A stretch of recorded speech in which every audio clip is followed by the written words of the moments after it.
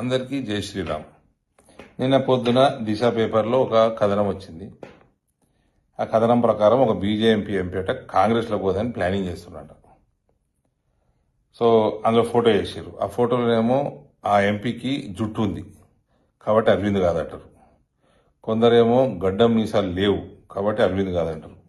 కొందరేమో అరవింద్ అంటారు, కొందరేమో ఈటల అంటారు, కొందరేమో రఘునందన్ అంటారు, ఇంకా కొందరేమో ఇక వేరే పేర్లు చెప్తారు.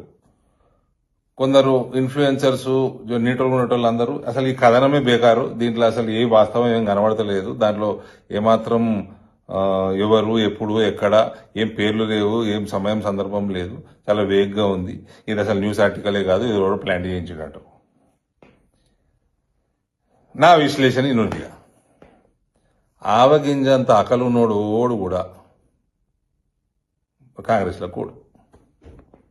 రెండో విషయం, కేసీ వేణుగోపాల్ వల్ల కాంగ్రెస్ పార్టీ దేశం మొత్తం భ్రష్టుపడుతుంది. ఇది కాంగ్రెస్ సర్కిల్స్లో ఉన్న డిస్కషన్. రేవంత్కి కేసీ వేణుగోపాల్ అమ్ముడు వేయండు. ఇది 100% తెలంగాణ రాజకీయాలలో కొద్దిగా రాజకీయ అవగాహన ఉన్నోడికి తెలిసిన వాస్తవం. ఇవన్నీ తెలిసి ఉండంగా పోయేటోడన్నా కేసీ వేణుగోపాల్ సరిపోతాడా?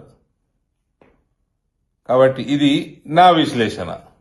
నిన్న మొత్తం దాని మీద విశ్లేషించింది మీడియా, ఇవాళ దీని మీద చేయండి విశ్లేషణ. భారత్ మాతాకి జై.